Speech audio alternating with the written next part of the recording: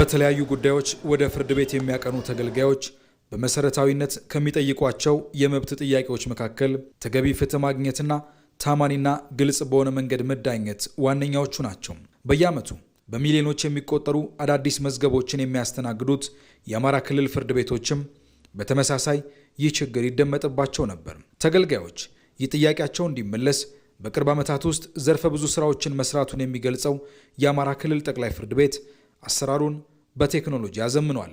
ይህም ከዚህ ቀደም ተገልጋዮች ያቀርቡ የነበረውን እንግልት እየቀነሰ ሆኗል። የፋይሊንግ ሲስተም ባለጉዳዮች ባሉበት ቦታ ሆነው መዝገብ እንዲከፍቱ፣ ጉዳያቸውን እንዲከታተሉ፣ ቀጠሯቸውን እንዲከታተሉ የሚያስደርግ የሶፍትዌር ሲስተም ነው ማለት ነው። እዚህ እንደምታዩት ፊት ለፊት ላይ ያሉት የሬጅስትራር ሰራተኞች ናቸው። የሬጅስትራር ሰራተኞች ከከፍተኛ ፍርድ ቤት የሚመጡ መዝገቦችን በሲስተም የሚመጡ መዝገቦችን መርምረው እና ለመከፈት ብቁ መሆናቸውን ሲያረጋግጡ እዛ መጨረሻ ላይ የምናየው የሂሳብ ሰራተኛ ላይ ዛሬ ክፍያ ይፈጽማል። ከዛ በኋላ መዝገቡን ለዳኞቹ በሲስተሙ አማካኝነት ይልካሉ። ይሄ ለክርክር ተብሎ ይወጣ የነበረውን ለጉዞ ወጪ ጊዜን እና ሌሎች እንግልቶችን ሁሉ በከፍተኛ ደረጃ የቀነሰ ነው። አንደኛው ይሄ ውጤት ነው። ሁለተኛው ደግሞ ግልጽነትና ተጠያቂነትን አምጥቷል። ይሄው ምንድነው? አንደኛ አሁን ፋይሎች ሲከፈቱ መዘግየት፣ ከዛ ባሻገር ደግሞ ለከሌ መዝገቡ ሄደ በዚህ ወጣ ይህንን የያዘው ዳኛ እንዲህ ነው ምናምን የሚሉ ነገሮችን ሁሉ ሀሜቶችን ያጠፋ ነው። ተገልጋዮች በግልጽ ችሎት እንዲዳኙ ማድረግና ከተለያዩ የክልሉ ዞኖች ወደ ጠቅላይ ፍርድ ቤቱ መምጣትን አስገዳጅ ያደርግ የነበረውን አሰራር መቀየርም የለውጥ ስራው ሌላኛው አካል ስለመሆኑም ተነስቷል። ችሎቶች ስማርት መሆን አለባቸው ስንል ዋናው ፐርፐስ ፍርድ ቤቶችን ተደራሽ ማድረግ ነው። በቪዲዮ ኮንፈረንስ ባለጉዳዮች በሚቀርባቸው ፍርድ ቤት ሆነው እዚሁ ጠቅላይ ፍርድ ቤት ሊሆን ይችላል፣ ሌላ ከፍተኛ ፍርድ ቤት ሆነው ምድብ ችሎት ላይ ሊሆን ይችላል፣ ክርክራቸውን የሚያደርጉበት መዝገቡ የሚከፈተው ቅድም ባልኳቸው በፋይሊንግ ነው።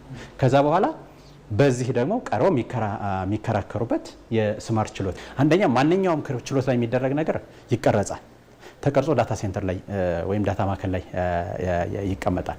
ይሄ በድምጽ የተቀረጸ ደግሞ አውቶማቲካሊ ወዲያውኑ ደግሞ በሶፍትዌር ወይም በትራንስክሪፕሽን ሲስተም ወደ ጽሁፍ ይቀየራል።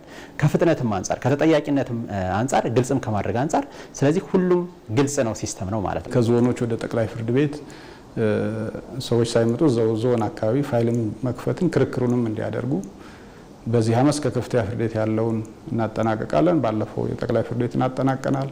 የሚቀጥለው 2019 ደግሞ ወረዳዎችን ሰዎች ወደ ዞን መምጣት ሳያስፈልጋቸው ባሉበት ወረዳ አካባቢ ሆነው የዳኝነት አገልግሎትን ክርክሩንም አቤቱታ አቀራረቡንም በዚህ መንገድ ለመስራት ጥረት እያደረግን ነው። እነዚህ ስራዎች መዳረሻቸው ቅቡልነት ያለው የፍትህ አገልግሎትን መስጠትና ዜጎች ጉዳዮቻቸውን ጤናማ በሆነ የፍትህ ስርዓት እንዲፈቱ ማስቻል ስለመሆኑም ጠቅላይ ፍርድ ቤቱ አሳውቋል። የህዝብ አመኔታ ያለው ፍርድ ቤት ለመፍጠር ለምናደርገው ጥረት በጣም ትልቅ አጋዥ ነው።